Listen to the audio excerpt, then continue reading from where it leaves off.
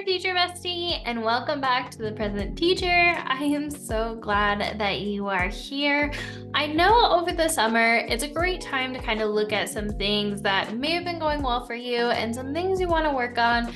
And one of the things that I know that is essential to classroom management is procedures. So procedures are the things, how you want your students to interact with each other and items throughout the classroom.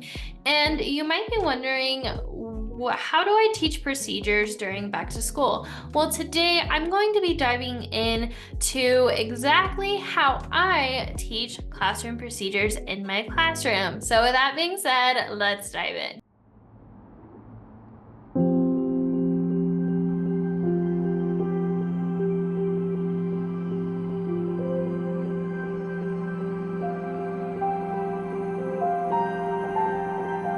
Before we dive into how I teach classroom procedures, let me give you a quick list of some of the procedures I like to teach in my classroom. Now, in past weeks, I've definitely covered the procedures I like to teach in the first 2 weeks, depending on which grade level, so make sure to check those out. But in the meantime, here are some general procedures that are great ideas to teach during the first week or just in general, and that is lighting up, raising your hand, class calls, using the restroom, grabbing a pencil, etc.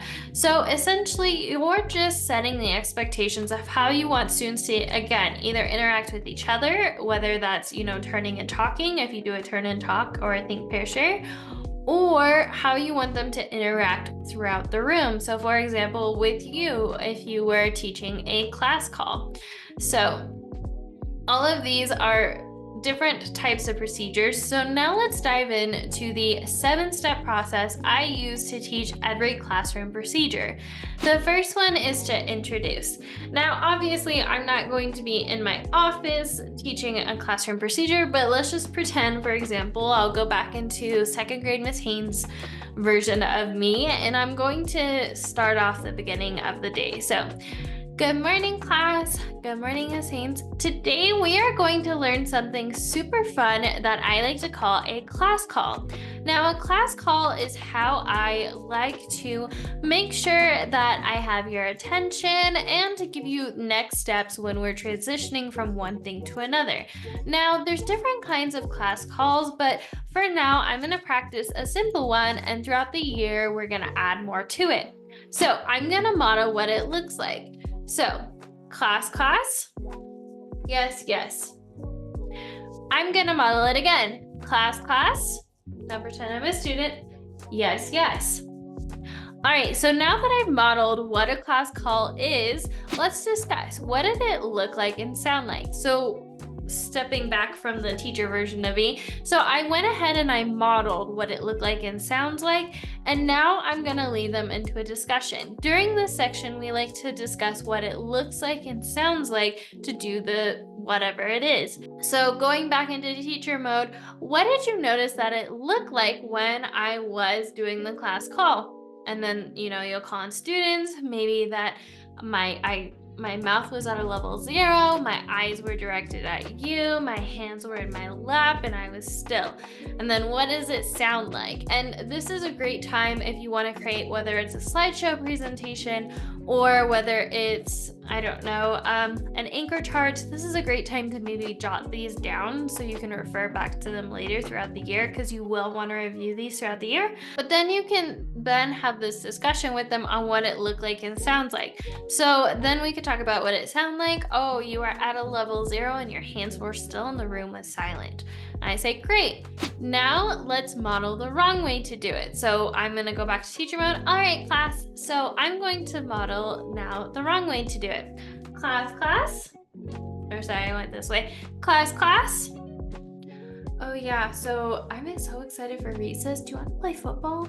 Yeah, I think that's great. All right, class, what did you notice that it didn't look like and sound like? So right now we're having a discussion on what it doesn't look like and sound like, and they're going to point out that I didn't stop, I didn't say it back, I continued to talk, I continued to maybe move around the classroom, and it wasn't at a voice level 0. So after we have that discussion, we're going to discuss why it's important.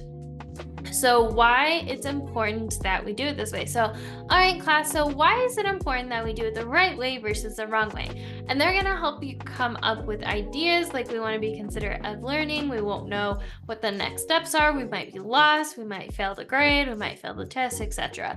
So when you give students the buy-in as to why it's important, they're more likely to remember to do it later. Now, backstory, when I first started teaching, or when I was a little kid, I constantly asked my family and friends why we did things the way we did. And it wasn't because I wanted to be rude or condescending. It's because if I could figure out why people did the things they did and why they did it that way, I could then kind of copy and paste this scenario for other situations later. So it's just like learning the why. And so that's why I highly recommend you have this conversation with your kids when you're discussing a procedure. So after you discuss the why with them, then you have them practice. You might ask for 2 volunteers. They might get up and practice, and then you'll have the whole class practice. Now, there's this distinction between being, cranky and grumpy and mean, and just having high expectations. The sweet spot for me, I found, is I will have my students practice over and over and over and over again until they do it to an expectation that I have. Not in a way to be mean, but because I want that structure, so it gives us space to have fun later.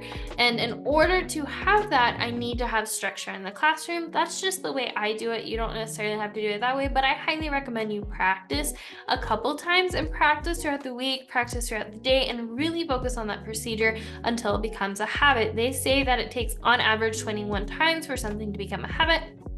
So realistically, you want to have your kids practice 21 times at a really good level. That way it just becomes a habit and they don't have to think about it. So reviewing the steps that we went over, my 7-step process for teaching classroom procedures is 1, introduce what the procedure is. 2, model, get up physically and model what it looks like. Step number 3, discuss what it did look like and sound like. Step number 4, either you or a student can model the wrong way to do things. And then number 5, discuss what does doing that procedure not look like and sound like, and then discuss the why. Why do we do it the right way versus the wrong way? And number 7, practice. So with that recap of all the steps of my how I teach procedures in mind, I'm going to do a different scenario. So I'm going to, for example, let's do getting in line for recess. Now, obviously, I'm not going to move the camera around. That's going to be a little hectic in my office, but I will show pushing my chair in and walking across that direction, and it's just modeling, okay? So I'm going to go into teacher mode and just have this whole example for you ready to go. So again, introduce, model, discuss, model wrong way, discuss again, why it's important, and practice. So I'm going to go through this again. So Class, yes, good morning, class. Good morning, Miss Haynes. Today we're gonna go over a really important thing, and that is how we are going to get in line. So this is a really important thing that I wanna make sure we have right so that we can keep each other safe. So that being said, I'm going to model what it does look like and sound like to do this procedure, to get in line. All right, so I'm gonna model to you like I'm a student on what it does look like and sound like to get in line.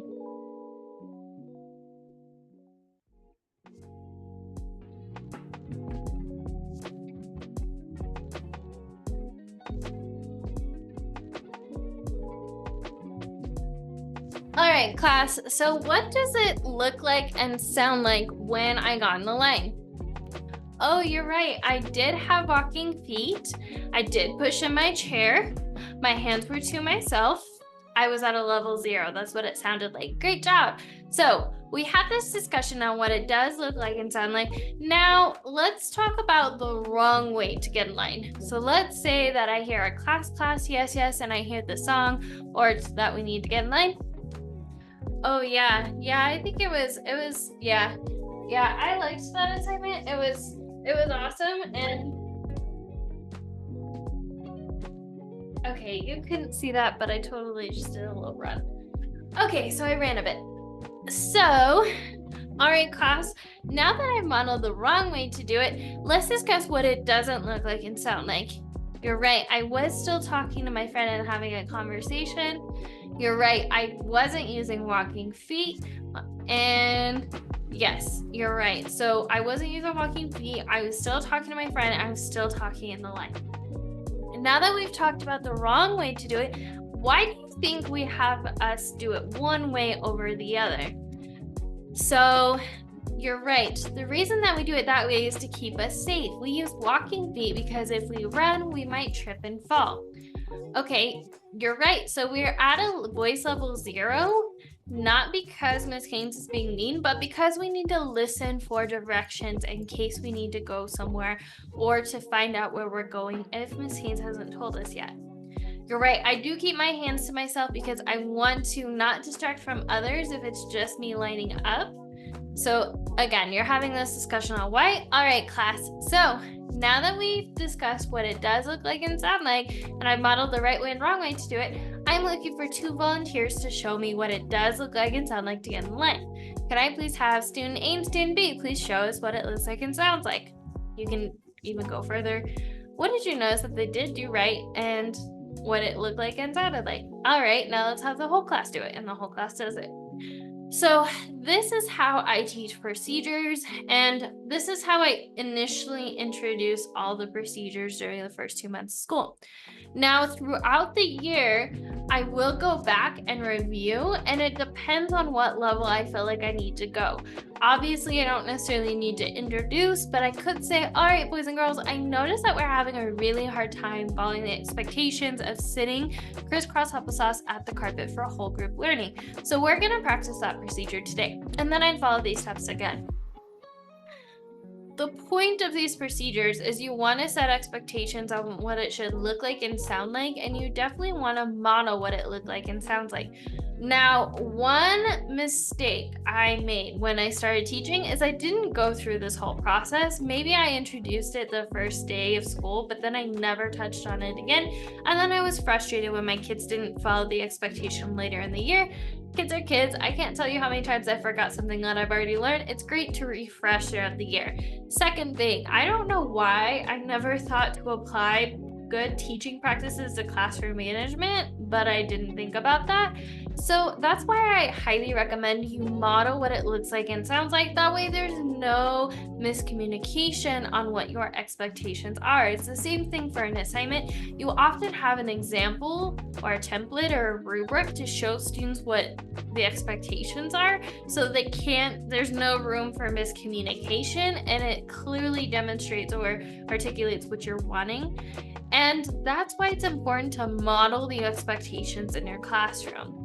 So with that being said, I'm going to do a quick recap on the 7 steps to how I teach every classroom procedure. First one, introduce the procedure. Second step, I model the procedure. Third step, I discuss the procedure. Fourth step, I model the wrong way to do it. Fifth step, I discuss the wrong way to do it.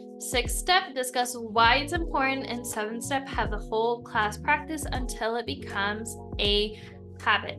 Again, 21 times for it to become a habit.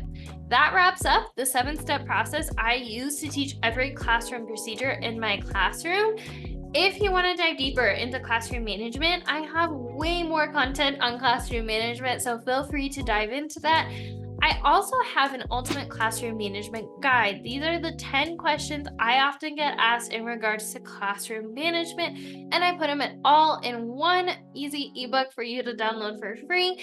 And I also link to additional YouTube and podcast episodes on classroom management in case you want to dive into deeper for a deeper explanation. And if you want to take it a step further, very soon I will be hosting a 15-day classroom management challenge. Now, one thing I definitely struggled with my first couple years of teaching was classroom management. So I wanted to create a quick, easy, put together your classroom management plan for back to school in one place. So I thought a 15-day challenge would be a lot of fun. So how this challenge works is every single day in our community or in your email or however it's gonna run, I'm going to send you a prompt on what you need to do for that day to set up your classroom management plan. The whole goal is to have you confidently manage the classroom from day one of the school year. So we'll be talking about things like procedures, talk about things like how you're gonna interact with students when they're being disruptive, your rules and stuff like that. So it's going to be over the course of 3 weeks. Each day that you complete the challenge for that day, you're going to be entered into a bingo card, or you can mark off in your little bingo thing that you did it. And if you have all 15 filled out, you can then submit to be a part of a prize. So super fun. And then also there's going to be 3 different trainings released, one each week. That's something in depth about how to go about teaching or doing something for your classroom management or a template or something like that. So with that being said, we'd love to have you join us. Make sure to check the link in the description below. As always, remember we are stronger together, and I'll see you in the next one, teacher bestie. Bye.